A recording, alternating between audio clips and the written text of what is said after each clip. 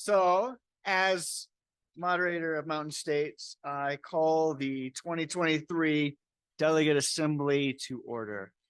Let's open with prayer for this conference, for the churches, for the people here who care deeply enough about the work of the conference and our churches to find ways to align and support its mission, its values, to relate to one another and say that we need to be accountable to each other. Be with us as we discern, as we process blessings, new communities, and saying goodbye to others. Be with us as we do your work as your church, O Lord. Amen. All right.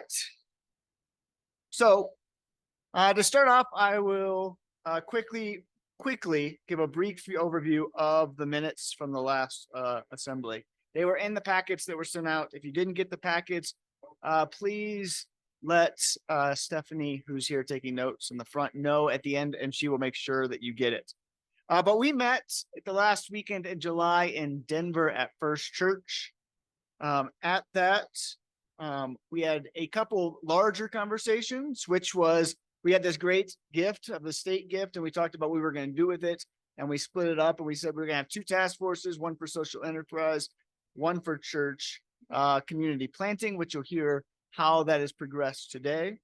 We had a budget presentation, which also then had the moving of Amy from 3/4 times from 2 to full time starting in July of this year. So that means that Amy is now full-time as of this month for our conference for the next 2 years. So we're grateful for that.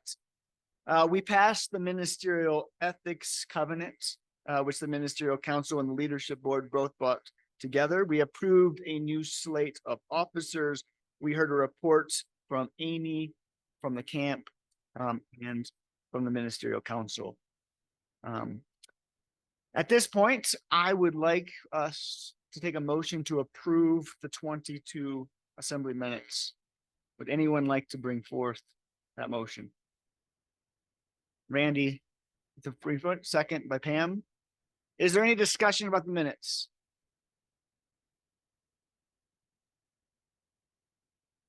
Hearing nothing, I would like to approve the minutes by show of hands. Approving the minutes, raise your hand. Anybody who is opposing the minutes as they're printed, or is there anybody who is abstaining? It passes of time. Yep, we didn't look. Yep, we had one abstention. The rest were passed. The minutes have been approved. To keep things moving, I will now turn this over to Amy for conference minister remarks.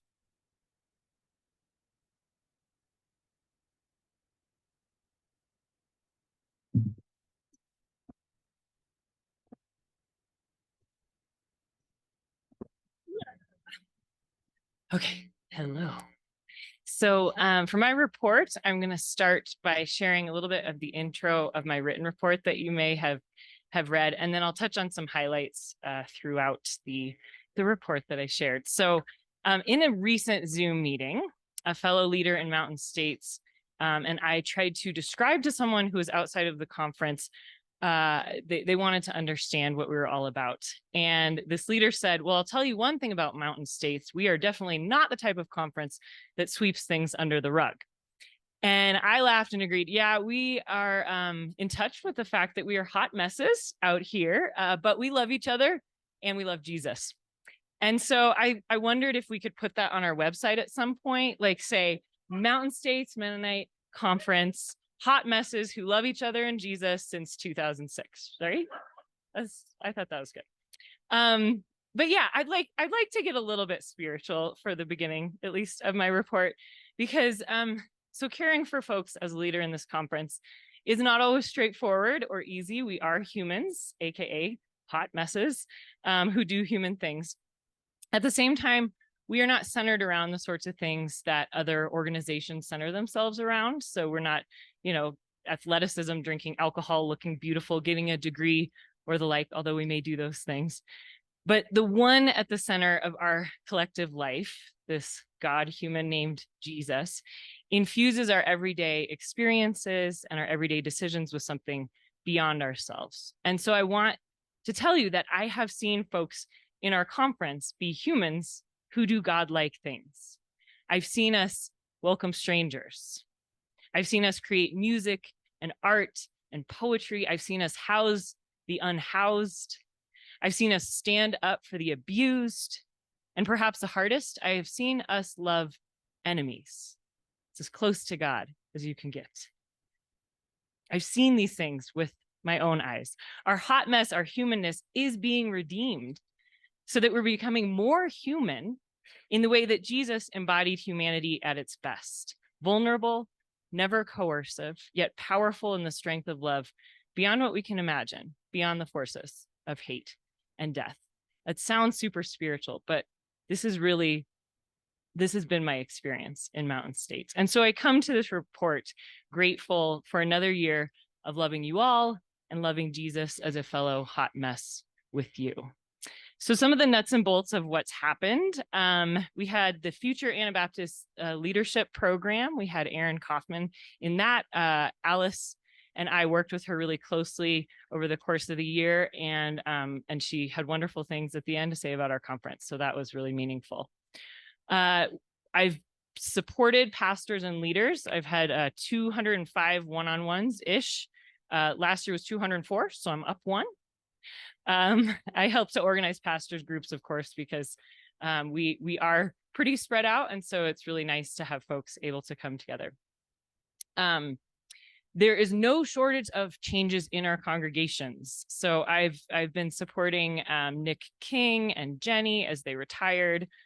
Colin is moving on, of course, and but we've had some successes. So Derek Hutchison is among us. He is the interim pastor at Emmanuel until at least the end of the year. Then we'll see what happens. And Dave Engel is the point person. Don't call him a pastor, call him a point person. Serving along with Ruth Ann Ropp is helping with communications at Carlsbad. So those are a few updates. And then our church structures are busy changing. So of course we are welcoming, hopefully if you all vote today, we can welcome Western Slope Mennonite Fellowship. Alive with Grace parted with their building. They're now meeting in another building. Rocky Mountain Mennonite Hmong Church has found a building they'd like to buy. So they're working hard on that process.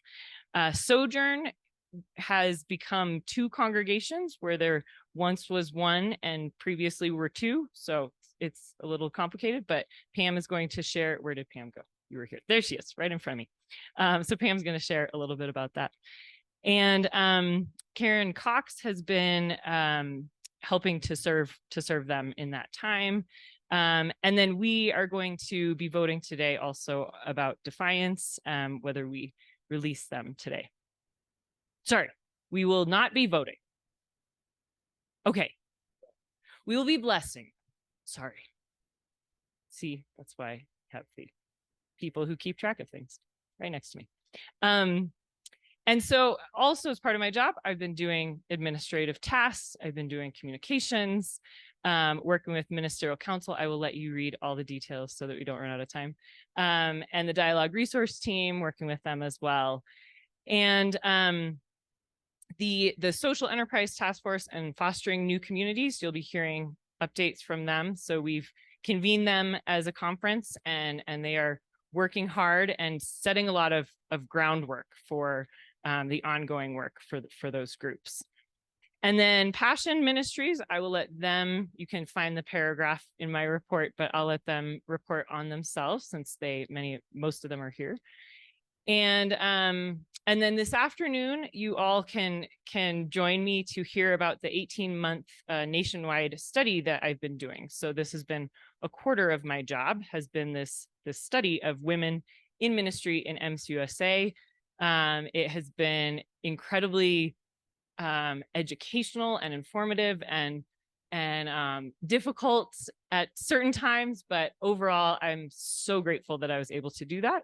And so, so hopefully you can come and hear some of my findings on that, my initial findings.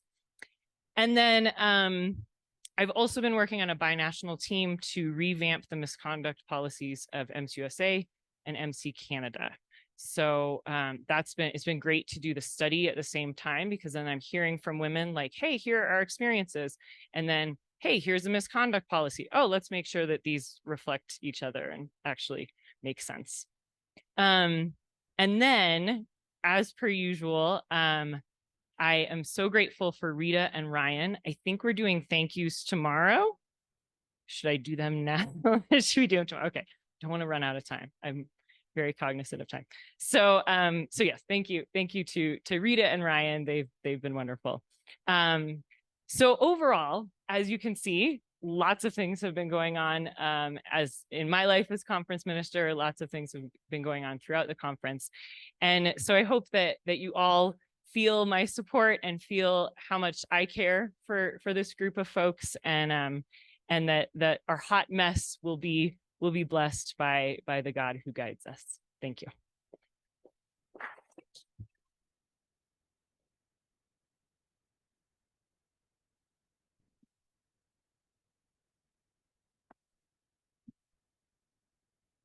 It is a joy to work with Amy. She makes this volunteer aspect of conference really, really fun.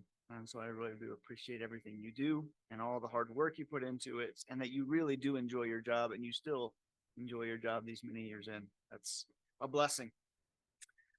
Before we move on to the budget presentation from Rita, I wanted to highlight a few things beforehand that I think will help you understand a little bit about the budget that we will be presenting. There will be some changes, as you will see, and a big part of that change is we did sell the Pueblo Church.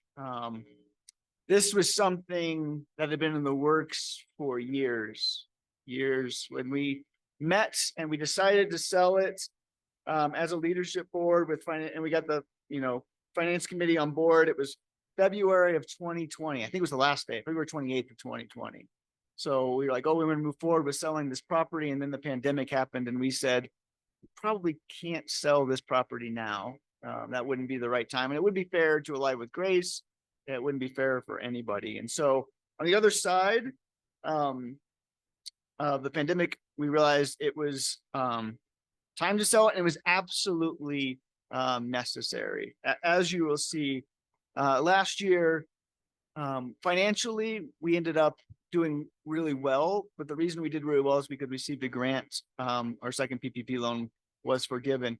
Congregational giving was down starkly year over year. And so as part of that, one of the things that we've had to do is we no longer have an administrative assistant for the conference. That's just not something at the level of congregational giving that we feel comfortable being able to support, which is made and will make assembly much more challenging moving forward on how we do that. And so during dinner tonight, we're going to present 3 different ways that we see us potentially navigating that deficit moving forward with a little survey for everybody.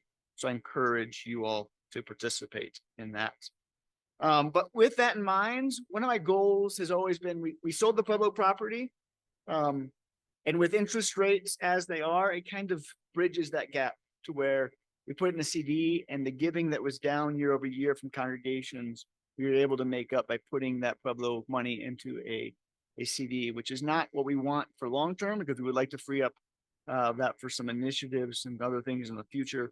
But in the short term, that is where we will bridge the gap so that we can keep on maintaining the staff of Rita and Amy as we currently are. And with that, I will invite Rita up to present the budget.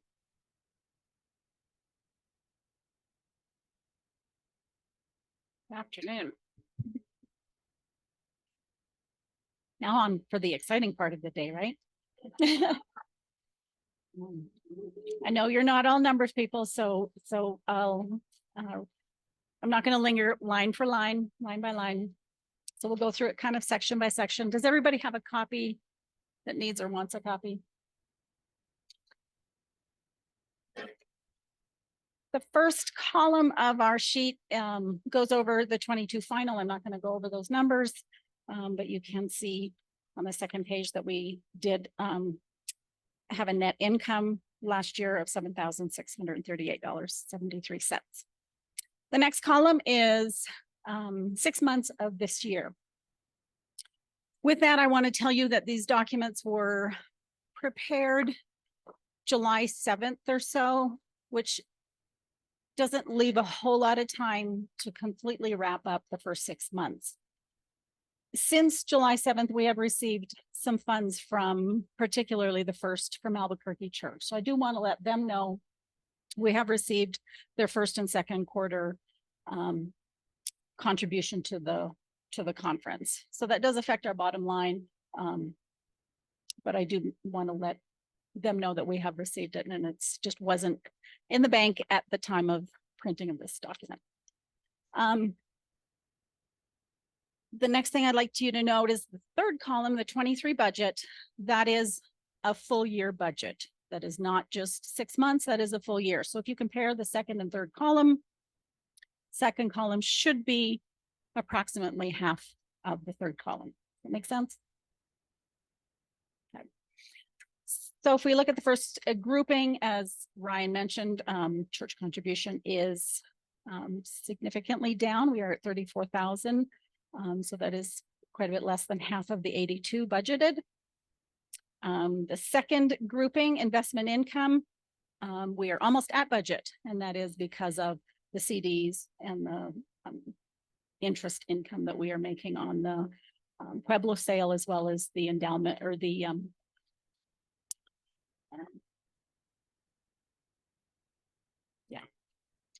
Brightmeyer funds. So those have been bringing in a good bit of income and will continue for the rest of the year. The last grouping of revenue is other revenue. That includes any money we bring in for assembly, World is My Community, development transfer fund is a set amount from last year. Other contributions are down. And then the Pueblo properties, that will remain at $2,250 for the rest of the year as we sold the property. So we will not be getting rental income, but that also offsets because we won't be having the utilities expense later on. So other revenue, we are at $8,300 of $52,000. I will note reserve transfer of $15,000. We have not been taking that transfer for several years. We haven't had to, or we haven't seen that necessary. So that is part of it. And then the estate funds transfer of almost $10,000. I will be doing that because, as Ryan said, Amy went full time as of July 1st. So that $10,000 will cover the additional salary and expenses that go along with her moving to full time, giving us a total income so far of just under 55,000 of a budgeted, well, half of 147. So we are behind. Any questions so far? Comments? Next page, I do lump, oh, sorry. So are you saying that investments are already happening here? What the budget is? We anticipate that twice going on next year? Yes. We'll be over that. And the grant, that was. Oh, that was last year. That was the PPP. Right. And that was forgiven in 22. So we counted it as income in 22. Yep.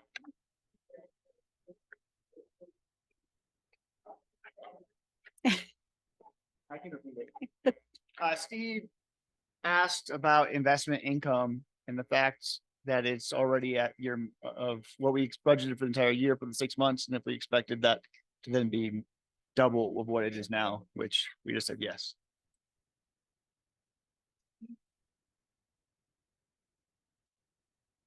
Anybody else? Second page, combined salary, conference staff. For this 6 months, we are less than the 50% budgeted. But again, that is the second half of the year is a heavier because Amy's going full time. So, but it also reflects that we no longer have an administrator. Amy's been picking up some of that. Next category, capital expenses. Liability insurance comes due now. I just paid it in July, so that will reflect the next half of the year. Office supplies. And again, there's the Pueblo properties that will remain there at the 3,700 because we no longer have to pay the utilities and insurance and such on that. Conference gatherings. We are way under budget, which is maybe a good thing. We did budget for the conference, MennoCon travel and such. We haven't reimbursed anybody if they've submitted, they need to submit for those delegates who went from the conference if they wish. And then the last section, supporting our mission. And that is where MC USA, Rocky Mountain Mennonite Camp, and let's see, what else? CM Conference Minister Initiative is budgeted. We are at 50% for our MC USA support and camp support. There is some seed funds that that's the Anabaptist Leadership Fund, ALF. That was used, the 1736, giving us a total expense of 56,410, and currently a net income of minus 1484. And again, if you would include the Albuquerque income, that does kind of bring us to a wash. Okay. Final column is what is proposed for 2024. And as Ryan mentioned, we are fully aware of giving being down in congregations, expenses being higher. So the first grouping are church contributions. We are projecting about a 15% decrease of income from our churches. On the flip side, we are expecting quite a bit of increase on our investments, and that is because of the funds, the Pueblo funds, and the estate funds that are bringing us some decent income currently. Our endowment and operating reserves have been bringing us income this year so far. Fingers crossed. And then our third revenue section, other revenue. We did reduce the reserve transfer down to $5,000 because of the anticipated investment income increase. And then the estate funds transfer, we've up to 22,000. And again, that will be because Amy will be full-time for the full 12 months of 24. For a total projected budget income of 143,150, which is slightly less than the 23 budgeted income. Second page, staff salaries, staff conference staff. Again, there is an increase there, mostly because of Amy going full-time for the full 12 months. And I believe we, followed MCUSA guidelines of an 8% increase in salary. Next section, office and capital expenses, down significantly, mostly due or all due because of the Pueblo property or lack thereof. Conference gatherings, again, it's next year is not a MennoCon year, so we reduce the expected amount spent on travel, and some of the other faith and life left assembly the same. And the last category, supporting our mission, I believe everything remained the same from 23, giving us a total projected budget expense of $142,525 for a whopping income $625. Any questions?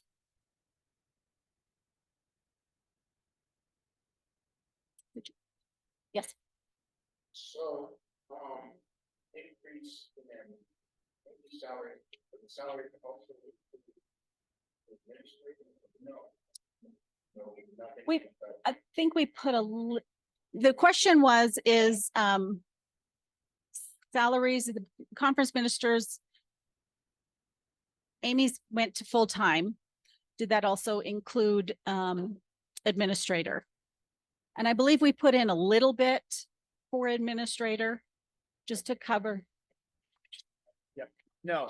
So basically what we've done is we have a consultant down in Albuquerque who's doing the zinc, helping with the zinc. And so we have a $1,200 budgeted amount just to help with the zing. There is nothing for administrator in the budget for next year. So that number does not include any sort of administrator other than that person who is helping with a small stipend to make the zing possible.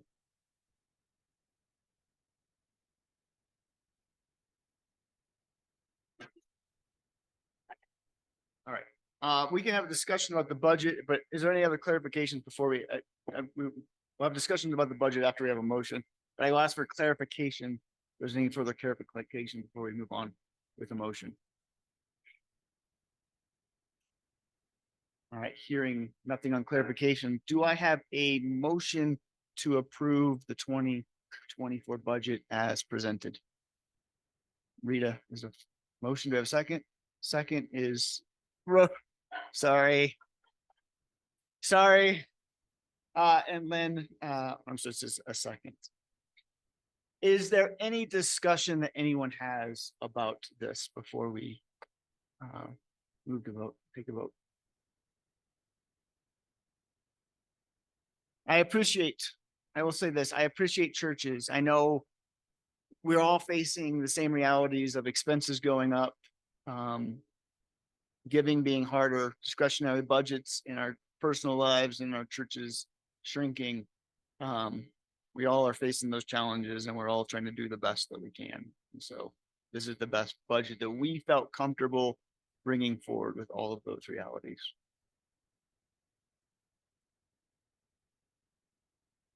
Are there delegates present who do not have ballots? After. Is there someone who'd be willing to pass out ballots to those who are delegates?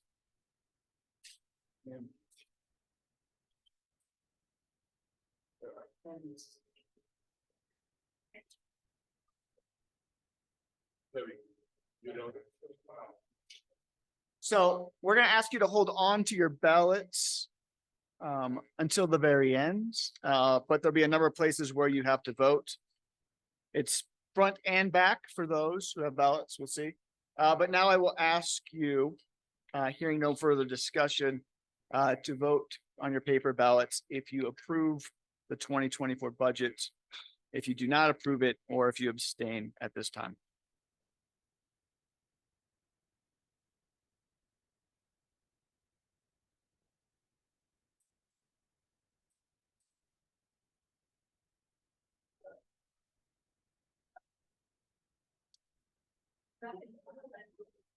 Oh, and for those that are on Zoom, there should be a link to, that John sends to you, so you are able to vote. I know we have about 10 delegates on Zoom. Feel free at the very end to submit it, and not submit it until then because it is a Google The Doc. link is in the Zoom session. And if anybody on Zoom has any questions about that, feel free to chat with John, and either John will help you or I'll help come back there and make sure that happens.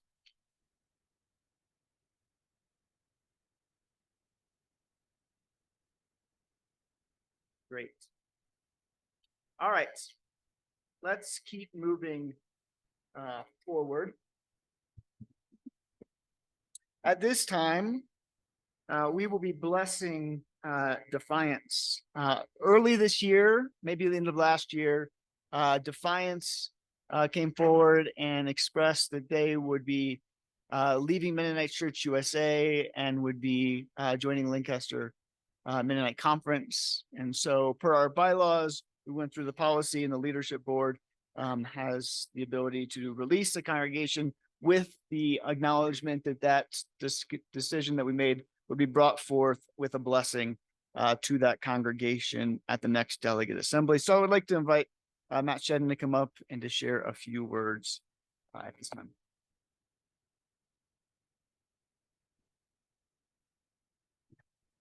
Unlike Colin, I was not given any instructions. So this is a bit of a different thing to come and address I never speak from these things either, but I couldn't print out what I wanted to say. So now I'm in the bind of trying to get this thing back on. So I prepared words for today. I do want to say before we start that I too wanted to be Isaac Villegas. I was not at Duke, but I was at a church in Seattle, in a seminary in Seattle, and Isaac had a blog that he wrote on. And then I have no shame. I emailed Isaac and said, your model of pastoring and thinking about what does it mean to be a Mennonite and Anabaptist pastor resonates with me. Talk to me. And he did. And I don't think he's here, but we have had a friendship. But what I find interesting is Isaac is here today for my last assembly. This was long before I had joined MCUSA. And in many ways, mine and Isaac's journey, I think, is like the one with Defiance, and my own with MCUSA too, is either my argument would be Isaac got radicalized. His argument would be Matt got radicalized. But the real thing is that he and I think, have gone to places where we don't walk together anymore. And I think that is sort of, I guess, what I'm here to talk about on how our church sort of came to this thing. I wanted to start, which it'll come back at the end, is you are the salt of the earth. You are the light of the world. Love that phrase from the Sermon on the Mount, because it's what you are. Mountain States Mennonite Conference is that, LMC is that, Defiance Church is that. All of our churches are that because God and Jesus Christ told us we are light and we are salt. We'll come back to that. But one of the joys of ministry, and this is sort of what I want to center on for this short moment that I have, is getting email from people who don't come for your church, but think they should have an opinion about how your church is run. Isn't that a joy, everyone? But I did receive one 2 weeks ago. They were unsubscribing from our email. I did not put them on our email list. But what they wrote to me was, since Defiance is leaving MCUSA, they are no longer Mennonite, and I no longer wish to receive this email. Which was interesting. Now, first I wanted to write back like, well, what's that mean for Mennonite World Conference? And we're joining LMC. And we follow Harold Bender's Anabaptist vision still, his 3 things that make up this thing. And then I realized that is the wrong response to an email like that. He said he no longer wants to receive your emails. Take that as a word from the Spirit and let it go. Which I did, but it brought me back to something. And I think that's a little bit of what I'm thinking of today as we leave Mountain States Mennonite Conference, is when I interviewed with Glenwood Mennonite Church, I told to them that I didn't think there was a future for the Mennonite Church in Glenwood Springs. If there was, I believe my predecessor, who many of you know, Lauren Martin, would have found it, faithful and good and true in pursuing that vision. But I did say to them, I do believe there's a future for a good church rooted in the Mennonite values in Glenwood Springs. I do believe there's a place for a church that is an outpost for the kingdom, or in the words of our mission state, Defiance Church exists to be a witness to the reign of God, reconciling all things. That there was room for that, but I didn't think there was room for a Mennonite church in Glenwood Springs. And by that, I mean one that could pay a pastor who has 3 kids and own a building and own a parsonage. So there are many ways in which we can be church, but mine had laid within it is I'd like to eat. So there might have been a future, but that was part of my self-servedness in that. But one of the things I just wanted to share is just a brief history of the congregation. This comes from Gamio. the Global Anabaptist Mennonite Encyclopedia. I'm not going to read the whole entry. I just want to read a little bit of it because it's the last time we'll hear it. It'll be the last time we think about this. Mennonites first moved, and a congregant at my last church got me a shirt that said, "History major, I'd find you more interesting if you were dead," which he did not mean as a compliment. I think he was critiquing my interpersonal style, but that's why I'm reading history major. Mennonites first moved into Glenwood Springs, a mountain resort town on the western slope of the Rocky Mountains during the spring of 1955. The Mennonite Board of Missions and Charities had been requested to operate the local Valley View Hospital, invited Mennonites to settle in the area. The 35-bed facility was dedicated on August 14th, 1955, and opened for business 2 weeks later.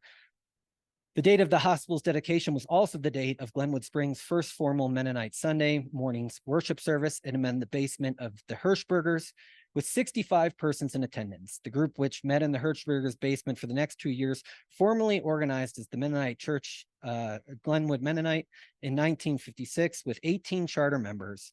Some 70 Mennonites served at that hospital over the years between 1955 and 1965. By the summer of 1958, the congregation had grown in membership into 30, and the Sunday school had an enrollment that reached in the 70s. Among other outreach activities, the church sponsored the Mennonite Radio Hour, which I don't know what that is, and a women's community Bible study. Church membership in Sunday school continued to increase, the former peaking at 72, and the latter reaching a record high of 102.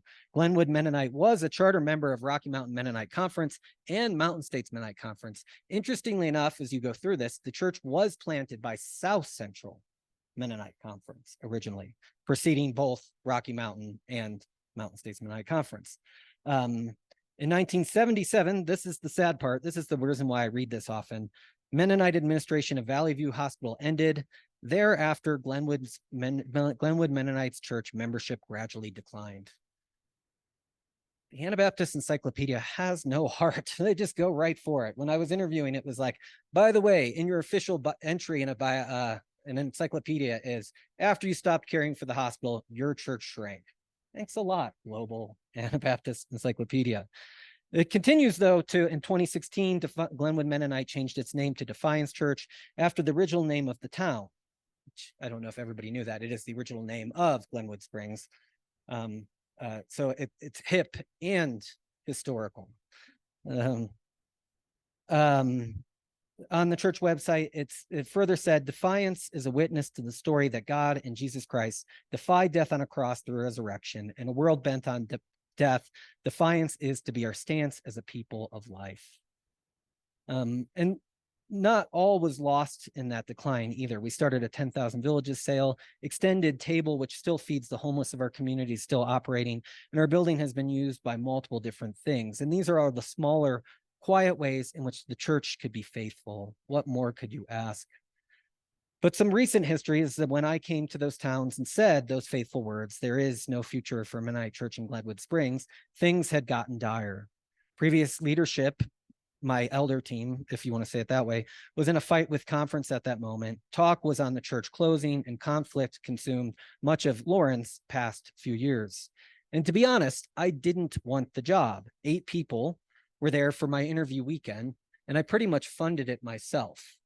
And then when the 8 people were there, I decided to be honest, which I wasn't in my first interviews. I regret that for my first church job. It worked out, but I wanted a job. And this flipped it to where I could be honest, which led to that line that there is no future for the Mennonite Church in Glenwood Springs. But Defiance, Glenwood Mennonite, hired me nonetheless with all the ideas that I threw on them at that point about changing the name and everything like that. So after starting with 15 adults and 3 kids and dropping to 10 adults and no kids, change is hard. We lost people right off the bat. The church has grown to 50 worshiping adults almost every Sunday and 25 kids. The budget has gone up with and budget and people continue to go up every year. Numbers that can make a pastor's heart feel less despair, but we all know those numbers are fragile, and we know that those numbers never contain the full story of what a congregation is going through. In my shallowness, they enable me to continue in some joy. I think every pastor, when those numbers go up, we feel good, but they're not the full story of what is going on in a congregation. And I shared some of what goes on in our congregation earlier today. baptize new people. We had funerals. We bless infants. We have these things going. The 3 adult men who had their baptisms. And the harder parts of being a faithful church, we've lived into those truths as well. We see our calling now as training people to be a non-anxious presence in what is a very anxious world. And in November of 2022, if we were amending the Global Anabaptist Encyclopedia, Glenwood Mennonite Defiance Church voted 93% in favor of leaving Mountain States Mennonite Conference and joining LMC. One of the things I liked about LMC, and you can feel it running in Ryan's update if you read the one that he submitted, and you could feel it running in Amy's update too. And also Amy, what did I say on our last call to you, which is just so true of Amy, is she reminds me of Leslie Knope. Her energy and her tenaciousness and her positiveness will be a real gift, I think, for Mountain States Mennonite conferences we're going forward.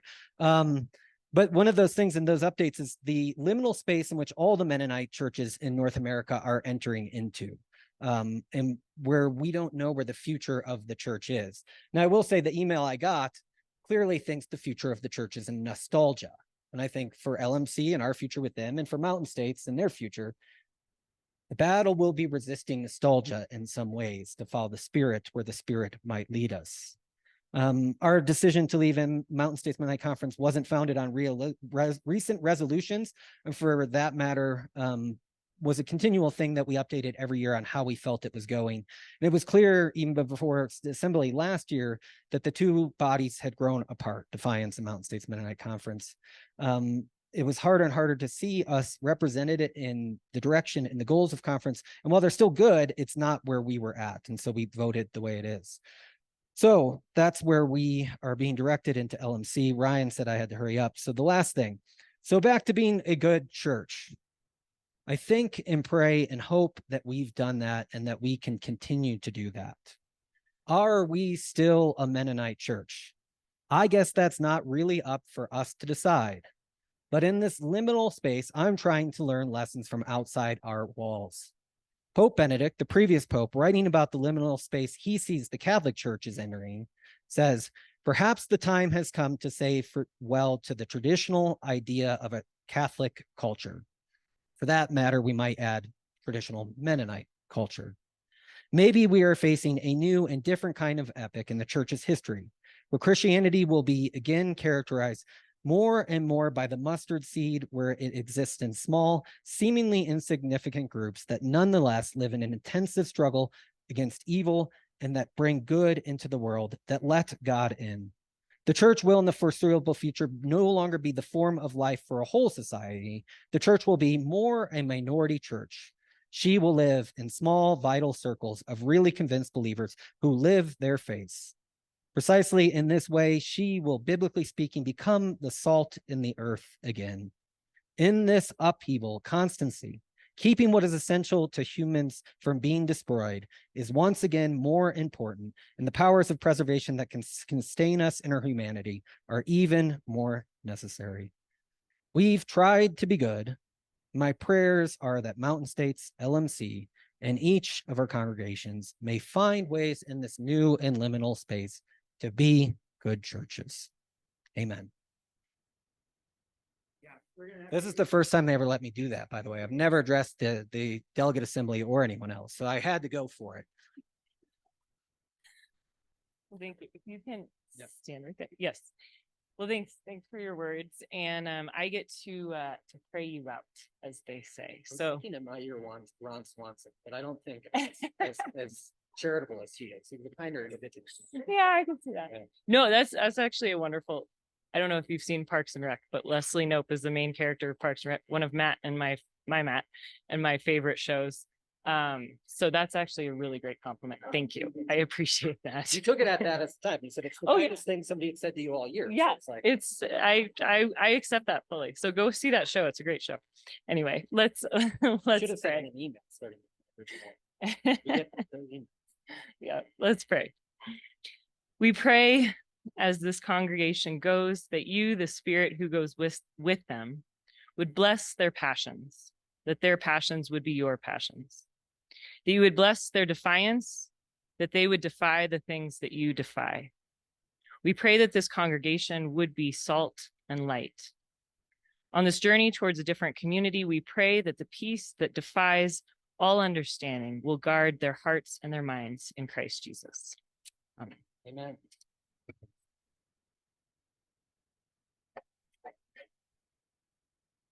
Thank you, Matt. Thank you, Amy. For our next bit, we're going to hear reports from the two task force that we have established at last assembly. We will be hearing from the social enterprise team first, and then we'll hear from the church community planting. And so at this time, for some brief remarks, I invite the other Rhoda up, as well as Jerry Martin.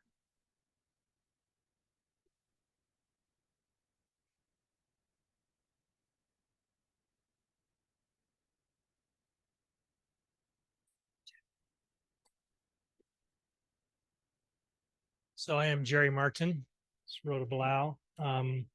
We are missing a couple of other members from our group, and they are Herm Weaver, Ray Miller, and who am I? Jonathan Moyer, thank you. And Amy is a part of our group as well.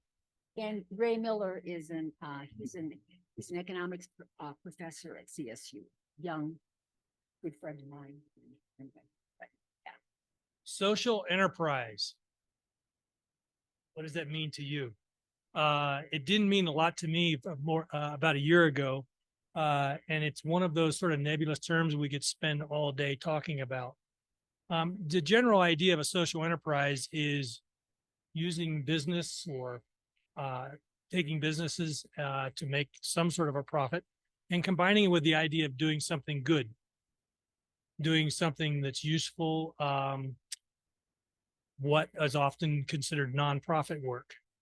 Having spent most of my life in business, that seems hard. I was thinking this morning as Isaac was talking about the three words that he used: possession, fraternity, and I believe the last one was mutual care. Do I have that right? Yeah. It feels to me like the idea of social enterprise kind of comes at the extremes of those two things. Possession, if you think of what you might consider the worst corporation in America today, and I could say names, and you could too, I bet, and whether we'd be right or wrong about that, it's pretty much about possession. It might be totally about profit. And on the other end of that extreme, you might find the organization that is mostly and only concerned about mutual care. And then somewhere in the middle might be that idea of a social enterprise, something that could produce some profit for or some income for the conference, at the same time do that in a good way. In a nutshell, that's our task. Yeah, I'll let Rhoda talk more about that. We have $125,000, which is what we're working with. We first met in December. Our goal is to create or support, as he said, a social enterprise endeavor in the Mountain States region in order to do some good in the world and help sustain the conference long term. So having laid some groundwork amongst ourselves of what does constitute a social enterprise, there are different models of it, but it's like he said, it's like that it's between a nonprofit at one end and a for-profit trying to make money on the other end. And we've created a list of questions and rubrics to help evaluate. And if you're interested in what those are, you can ask myself or Amy, and we will give you that information. Any endeavor that we decide on will need to be approved by the leadership board. We met with leaders to educate ourselves. We met with the National Institute for Social Impact. We met with a leader from the Pacific Southwest Conference who started a social enterprise at that conference, sustaining their conference and doing good for the conference. We've looked into a couple ideas brought up internally and done some homework, but do not have a clear proposal at this time.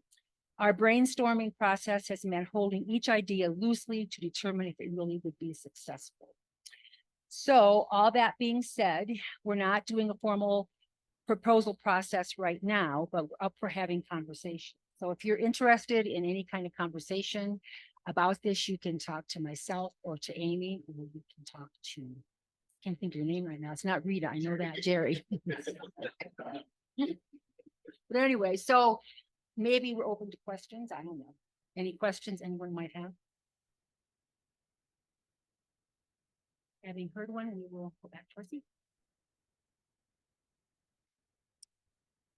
I'm always impressed when I hear how often you all are meeting and the work that you're doing. I know it's not easy to come up with something so new. And yet you have jumped right in and will continue to do so. I have no doubt. And now I invite Vern Rimple up to talk a little bit about what has been happening with the Church Community Planting Commission.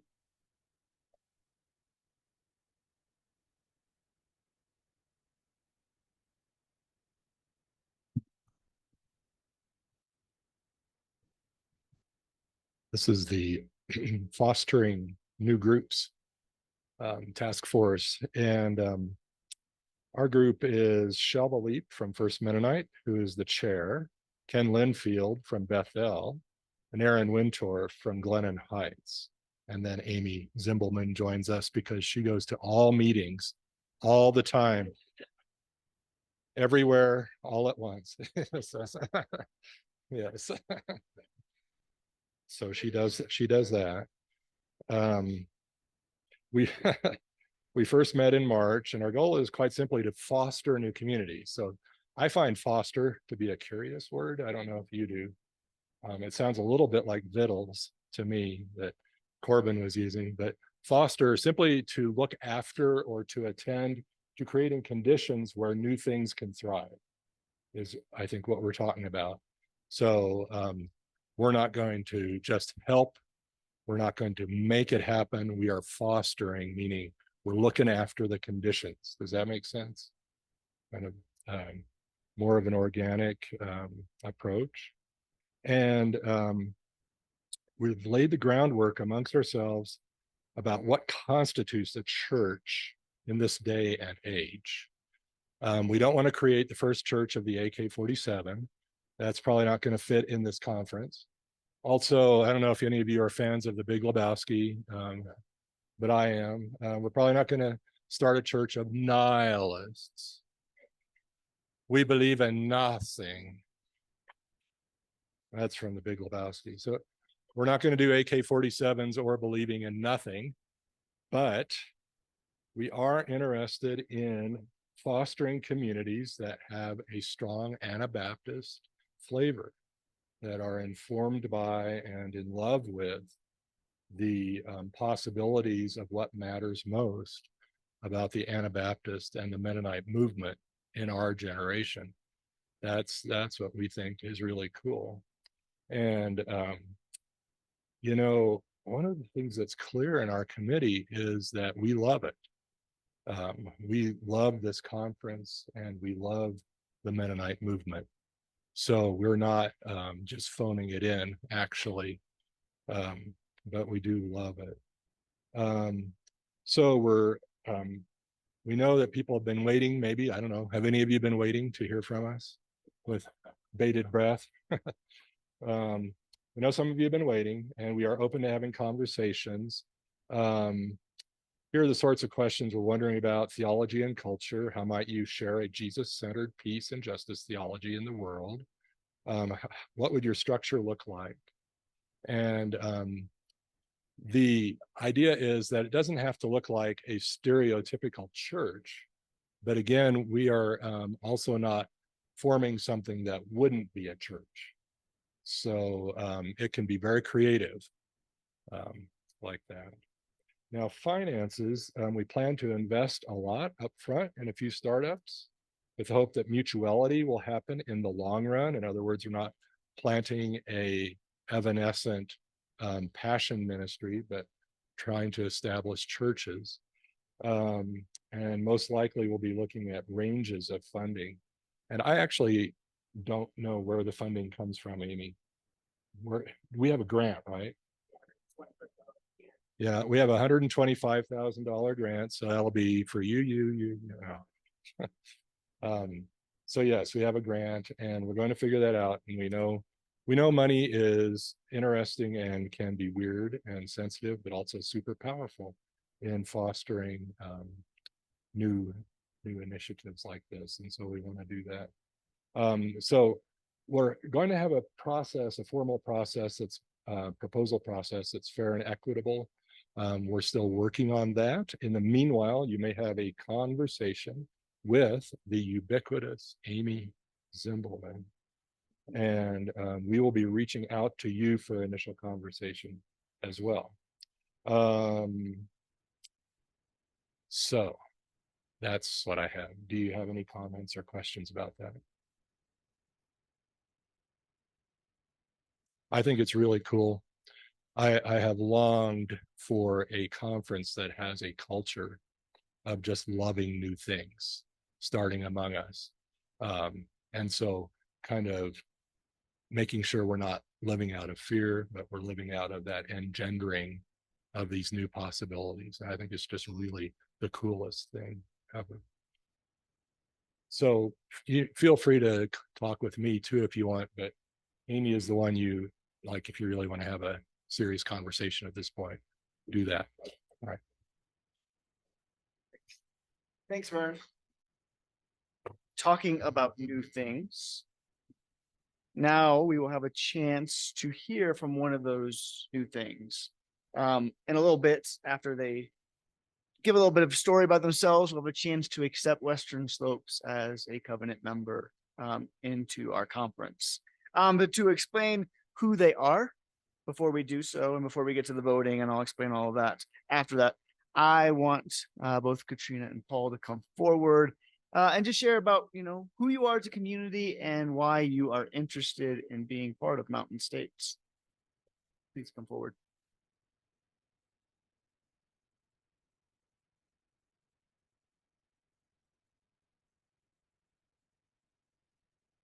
Well, Katrina, you put me to shame. You changed into formal attire. And I'm way informal. So thank you, Ryan, and the conference for giving us just a few moments to tell our story. And I will defer to Katrina because she and Buford have been the lifeblood of this start, along with Andy Gingrich. I think he's here. Yes. So I don't want to steal their thunder. I do want to introduce you to an organic group of Jesus-centered Anabaptists. And I want to say, I'm older than dirt, so I've been a part of 3 church starts in my life. This has been the most beautiful, the most energizing, and the most hopeful of those 3 starts. What is Western Slope Mennonite Fellowship? The Reader's Digest version is, it is a spirit-based, not a place-based assembly. And when I say that, imagine a church in 2 cities, 90 miles apart, that meets every other Sunday and has the tagline, love in action. Imagine a church in Grand Junction. By the way, those of you who are older than dirt know that there was a Mennonite church in Grand Junction of 150 members 25 years ago. Church split, which I don't like that word. It fell into disuse and despair. So there's this spirit-based movement in Grand Junction, and there's this spirit-based movement in Glenwood Springs. And I would honorably disagree with my compatriot Matt. There is room and there is space in Glenwood Springs, in the Roaring Fork Valley, in the Colorado River drainage for Mennonites of all stripes, Anabaptists who follow Jesus and act on that following in ways that are meaningful, hopeful, and helpful. And so I would invite kind of the voice of this mustard seed vitality. I love that terminology. There is a vitality here, and it's a mustard seed. And no, we don't count every Sunday who shows up. And no, we don't take regular offerings. So we can't tell you what our budget is. We can't tell you what our attendance is, but I can tell you there is mustard seed hope in this group, and they are coming to you because they love God and they love their neighbors. Katrina. And because I'm getting closer to dirt, I probably need to put these on. I'm just having our letter that we wrote to the leadership board just to highlight a few of the things that are meaningful to us, and just to share a little bit about that. I guess the beauty of COVID is that it made us all sit and think, and while it affected our mental health, it also brought some clarity. And I lift up, I will name the people who are on this letter, but what we were generally sharing with the leadership board and what I wanted to share with you is kind of how it all started. When we had assembly in I call it the COVID assembly at Canyon City, a group of us just happened to be sitting around a breakfast table on that Saturday morning, and conversation just led to this idea of what would it look like to start gatherings in a Baptist on the Western Slope?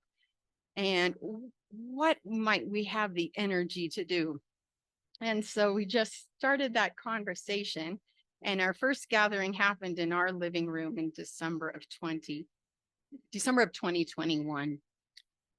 Some of the things that we shared about things that we wanted are a list like this. For my children, I want to celebrate and lift up children in a setting of worship. I want to provide a place for Anabaptists on the Western Slope for peace and justice focus. I want that for my family, my community, and the greater Western Slope. Okay, excuse me. I want to tell our heritage and story through song, and I want to do it in 4-part harmony. If the world doesn't need us now, then when? How did you guys get through COVID with your family and all the differences? Do you remember the last election cycle? Maybe we need a few more Mennonites in the world today. If we're thinking about being spirit-led, as our theme asks us to, and we'll share a little bit tomorrow in the worship service, these are a few of the things that have come up for us. As we meet, not every Sunday, we did decide to get together over Zoom and do a study of the Naked Anabaptist. And that helped us define where we wanted to go. Because I think many of us came from a historical and traditional Mennonite setting. And I have a lot of nostalgia for what that was. I remember having an amazing children's program. I remember a music program for all. I remember in 5th grade when a pastoral team of a man and a female pastors came to my church, and it really helped change my world in such a positive way. So my recollections are so strong and so vibrant in my mind, but that is not the context in which we live. So how could we make that happen? So we decided meeting, and some of the other things that we said we wanted to do were really just find a way to be in our community and live that out. And in our community, be active. We are a group of active people. And so we started a MDS weekend at the Aspen Camp for Deaf and Hard of Hearing. And this past April, we had 34 people join us from across the Roaring Fork, which was such a beautiful thing because most of this is spirit led, and it feels a little nerve wracking to know who's going to be there and how you're going to live out your faith. If you've noticed, and we've announced it, having the deaf interpreter, obviously, you know that we have a hard of hearing daughter, but it's been a really wonderful way to make bridges. Another thing that fell in our lap, which I feel like is a spirit-led thing, was a connection of a member at First Mennonite who had a family member in Grand Junction. Leo Swartzendruber is his name, and he just turned 98 years old and was the second administrator of Valley View Hospital. And he's just really wanted to connect back with his Mennonite family. And so members that live in Grand Junction have been visiting him. And 2 weeks ago on July 9th, we got to have lunch with him on Sunday and sing hymns with each other. And his story, what he asked of us to do was to go around the table and share our own Mennonite faith story. And we all learned something, even though we've been meeting for a year and a half, new about each other. And, you know, the wise person that he was says, sounds like you needed to do this. Sounds like you needed to understand a little bit more about each other. And so one of our members will bring him to church in August. So I guess we ask that you consider us into membership as we create a new community that is spirit led. I just want to highlight the people's names who are on the letter. Buford Ashleman, Andy Gingrich, Mary Johnson, Paul Johnson, Kathy Langford, Kim Martin, Lauren Martin, and myself.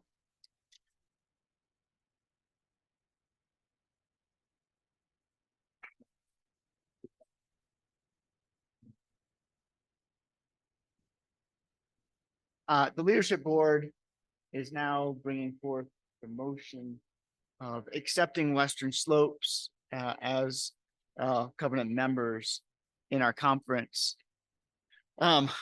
We've obviously seen the hearts of so many of these people through assemblies.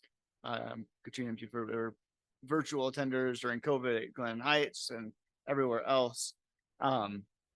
I was able to visit last summer. Amy's been out to visit. We'll have a official blessing tomorrow, assuming that this happens, but we have to take the vote first to make sure that happens. That will be part of tomorrow's worship service. So at this point, is there a motion on the floor to move forward with approving Western Slope Mennonite? Jordan, the first, anybody will second? Second, back here at Anakin. All right, now I will give you all a few moments. Oh, wait, first I'll ask for discussion. Is there any discussion that needs to take place before we take this vote? Hearing none, I will all give you a few moments now to vote before we move forward.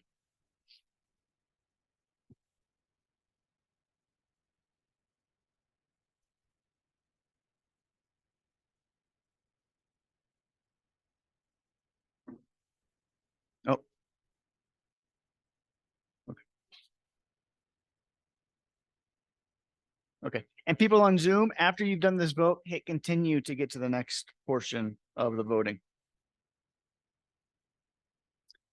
All right, to keep things moving along, I would like to now invite Pam Duncan up to give a brief update about what is happening at Sojourn Mennonite. Thanks, Pam.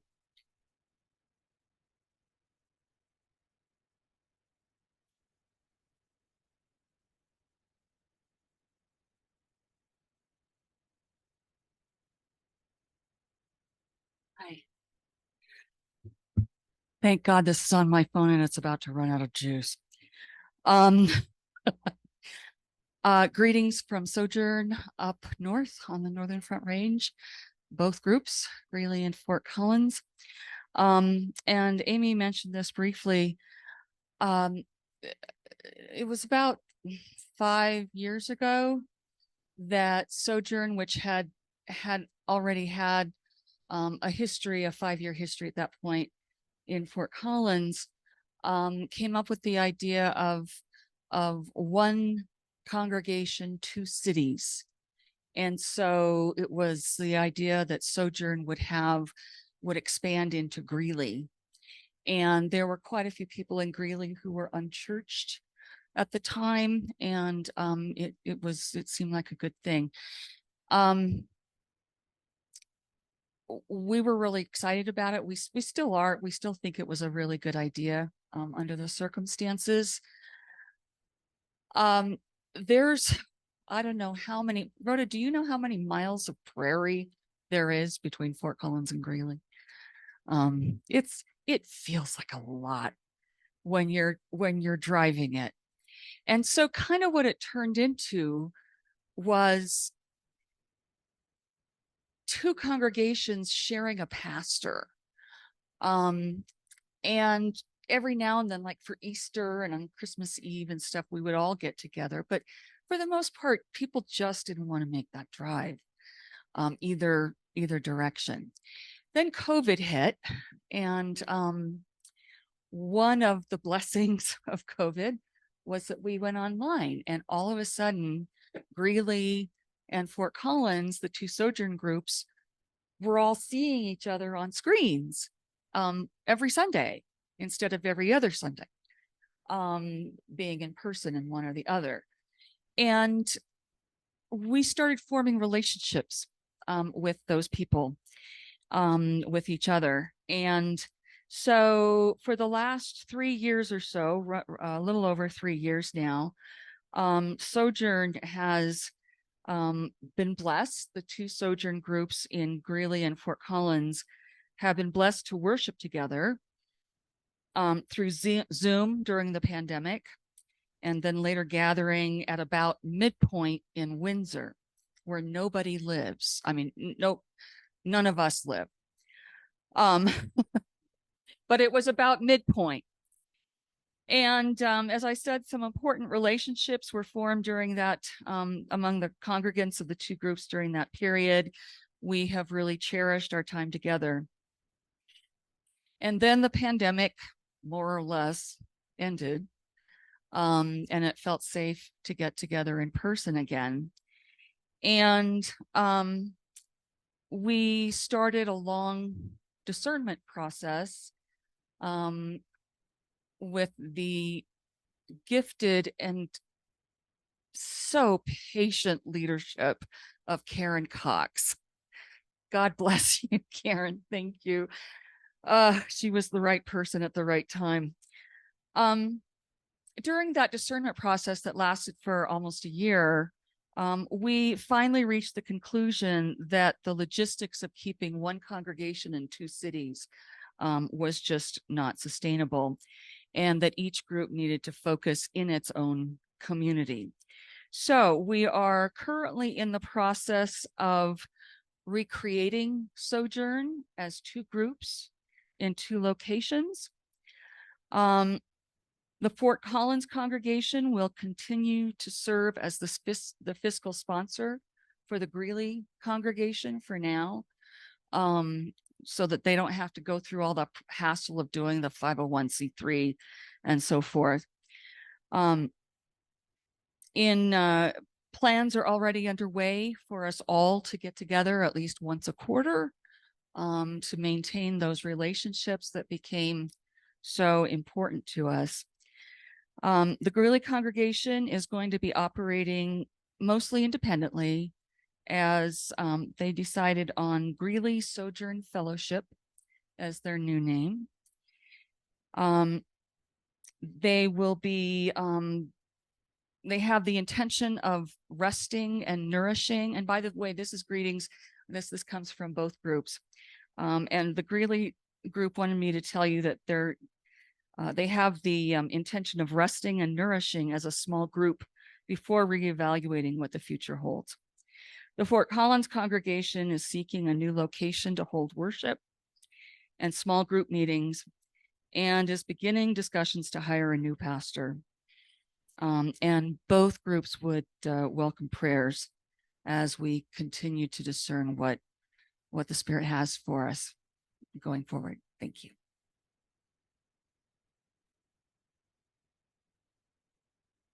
Thank you, Pam. We have two things left on the agenda. We have one, which will be hearing a quick camp report from Rocky Mountain Mennonite Camp, where we are, and then we will have a final part of a voting on our committee members. And so at this point, I will invite Rodney from the board chair of Rocky Mountain Mennonite Camp to come forward to give the camp report.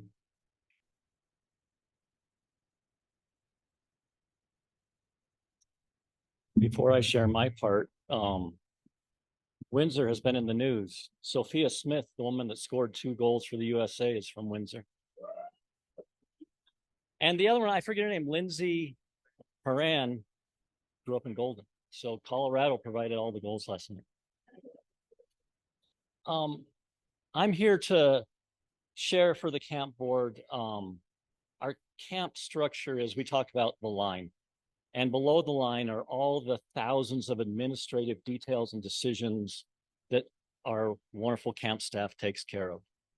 And above the line is where the board has a role to support the staff, to listen to you as community, to wrestle with questions, to ask questions. So I'm reporting the above the line space where the board occupies, and Corbin will share the good stuff, which is below the line and the campers coming here.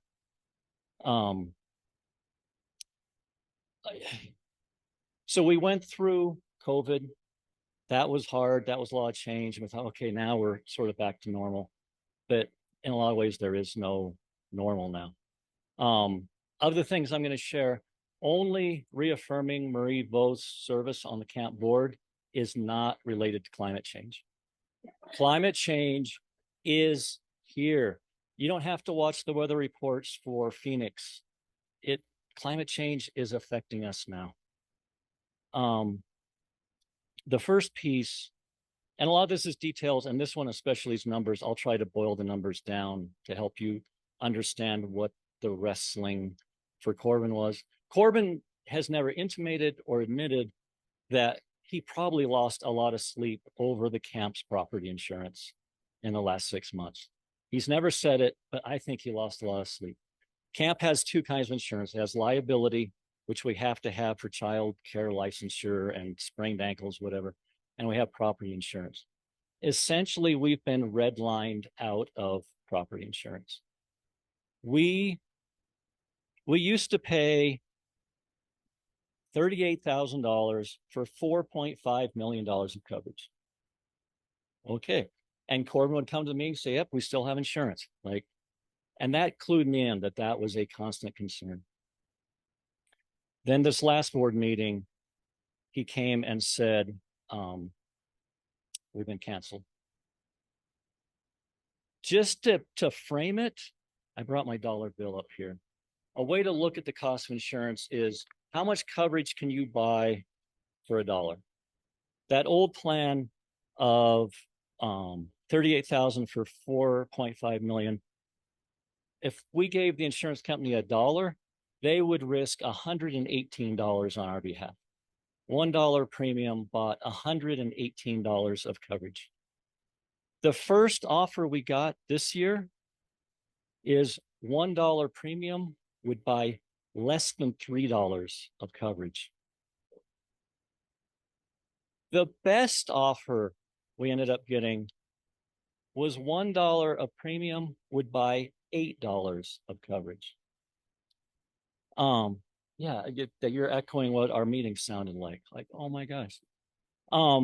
We can't do it. I recently sold a play set online, and I said the price is $200. If you come pick it up, $3,000 if it's delivered, because I didn't want to deliver it. The insurance companies are doing this because we're redlined. They look at climate change, they look at this and, and do it. So one of the positives of COVID was camp established an endowment fund where you can store larger quantities of money, get some return. And at first our thought was it'll return and it will help our operations. And then we realized with things like COVID, we might need a rainy day fund. And now we're saying we're going to have to turn to the endowment to self-insure for fire. So we need to get that message out to people that this is not, I don't believe it's recklessness. I think it's just the reality we face. that we need to self-insure. And we're going to have to ask our community to help with that via the endowment. We're going to have to push that value up so that we actually have that rainy day or now that fire fund. So that's something that it's weighed heavily, certainly on Corbin, but on the board too. But we made the decision, we've been redlined, the endowment fund becomes our insurance. And maybe that means when you pay your property insurance, you think, oh, and you send $100 to camp to put in the endowment, something like that. Our culture, our ethos is going to have to change a little bit to accept this new reality. My second topic is on energy, and the camp board, we are reasonably intelligent people. We have been continually ensnared on the question of how to heat the burn dining room. Because burn is due for renovation. We want to insulate, we want better windows. The floor is on us at the end, and it always comes down to how to heat the burn dining room. For most of camp's history, the answer would have been propane. But when you look out these windows, that no longer seems to be the answer. This is not the place to increase the consumption of fossil fuels. So then it becomes, oh, well, we could use a heat pump. Well, should it be atmospheric or should it be geothermal? Well, if it's geothermal, where do we put the wells? Well, if we put wells in, should we be transporting power or should we be transporting heat? Well, how would we get power? We could do solar. Do we do solar by putting solar on the buildings? Well, buildings would be well suited for that. And which buildings would be equipped for that? If we do a solar farm, where would that go? How would we transmit the power? Like, I describe it as we stand at the mouth of the Mississippi and we try to figure out the entire watershed. We try to map that out. We need help. And so we have designated an ad hoc energy committee. It is chaired by Dave Martin, who's the board representative. Tom Unruh represents the staff of camp. Courtney Kaufman Fujiyami, Anna Unruh, and Peter Wise have also volunteered to help. And we are asking them, where do we start? The end of the story is heating burn efficiently and in an eco-friendly way. Where does that story begin? If that's the end of the story, where's the beginning of the story? And it's been daunting. I don't know if they've met yet because the task is so big, but we need help. But we are cognizant of where we reside and the need to go green. We're working very hard on that. In spite of having these questions, things are not sitting idle. Things are not just sitting quietly. There's been some nice upgrades like new showers in Emmental and Eagle's Nest. And on the topic of green, the Solitude Center has been made better and greener. The roof has been replaced, and in that process, 7 inches of insulation were added. There's a new door, there's new windows, there's improved electrical service. So that was a project where we were able to move forward and actually make it better and green. Those are the questions that we are wrestling with in your names, essentially. Like I said, climate change is here, and we're trying to be cognizant of that and say propane is no longer our first answer. There will always be some propane used here, but it's not going to be our first answer. My other order of business is Marie Both, and I don't know if Marie's here. I saw Marie in the kitchen. Marie's 3-year term ends this year, and we would like to ask, and Marie is a constituent representative from Mountain States Conference, and we would like to ask you to affirm Marie for another 3-year term of service on the Rocky Mountain Mennonite Camp Board. So I think, Ryan, I'll leave that vote to you, and then Corbin will share, like I said, the good stuff.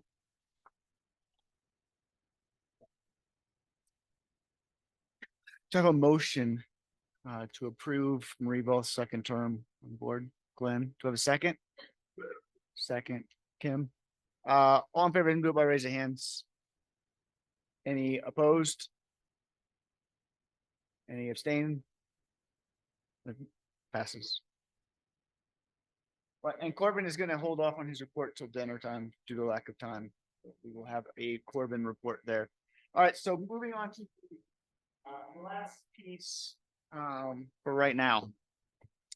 The ballots in front of you for the slate of officers. Leadership board, we are blessed this time seeking continuity. We are tasked to have between 5 and 7 members. We are currently running at 6 members. And both Wilmer Viacorda and Linda Mahorter. Wilmer is here in the room back there if you want to say hi to Wilmer. Linda is on Zoom from Albuquerque. You can say hi to her on Zoom if you want. Are seeking a second term on the leadership board. As for ministerial council, we still have 2 openings, which we've been trying to fill, and we have been unsuccessful this time. Randy Spalding is term committed. He's done 4 great years on ministerial council. So we give thanks for Randy and for everything he's done. Janelle. Now, Runyon is finishing her first term up as chair with all of the changes happening with Colin leaving and Janelle not knowing what churches she at. She didn't feel like it was a right time for her to continue serving as chair of the ministerial council. So we are seeking and so looking for 2 open positions. Zach Martinez is willing and able to serve a second term on ministerial council. So we are seeking his approval. We have nicely, because of our structure, these don't come into effect till January. So we still have until the end of the year to fill them. And in years past, when we haven't been able to fill it, you as delegates are will be tasked at some point to vote via email when we do fill in those spots. So if you have ideas for us, we've reached out to some people. We continue to reach out to some people that you think would be good for the ministerial council. Please let me or someone on the ministerial council know. We will be happy to take that into consideration. And the last thing I want to plug is my term ends in 18 months, which means at the beginning of next year, we will be looking for another conference moderator. And so we would hope to begin that search starting in January to do some of the transition work that is necessary.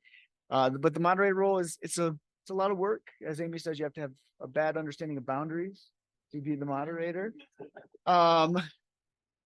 So if you are somebody who loves doing a lot of work and has bad understanding of boundaries, I would be happy to talk to you about what it is to do this role. I'm term committed. I'm term committed, thankfully. So, yeah, you have. Yeah. I will be happy to have that conversation with whoever the crazy person is like myself that enjoys this work. It is a lot of fun, and I have a lot of fun working with Amy. I enjoy it very much. But you also do have to have a bad sense of boundaries. Amy is correct. And so at this point, do we have a motion to move forward with the voting of the ballot?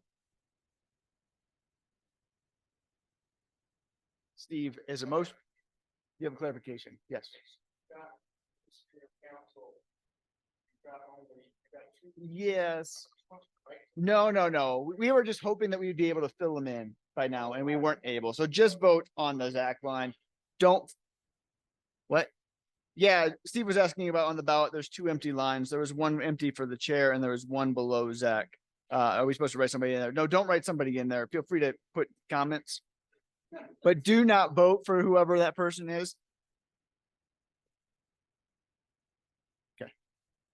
Okay.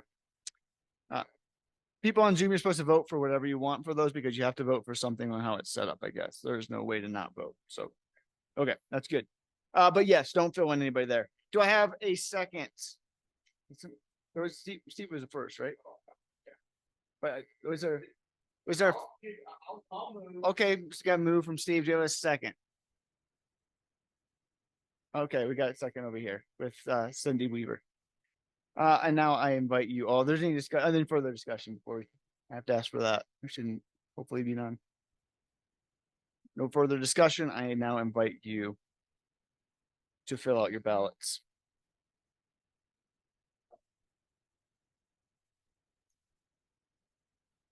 Please do put your delegate name on there. Please put your sign. Please put your congregation. And Zoom, be sure to hit the submit button. I will now ask, I'll ask Zach and Rita to come pick up the ballots as they are done for now.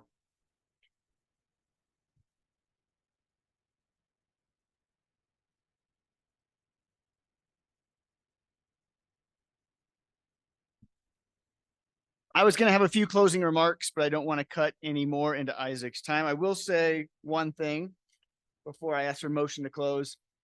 The next year, we are going to be looking at identity as who we are as a conference, and that will involve some listening to our congregations. Geography has always been a huge part of who we are, and we want that to continue to be a huge part of who we are as Rocky Mountain, as a conference. But what does it mean? What kind of values do we want to stand for as our conference figures out its place within the Mennonite church, as it realigns, as we've let go of some people in the past and we're now allowing some new voices into our process of who we are, hopefully. Who are we as a conference will be some of the questions, and you will be hearing more about that in the months to come. All right, so now I invite and would love to close this meeting. Do I have a motion on the floor? We got Pam really excited about having a motion to conclude the delegate assembly. Is there a second? I guess second.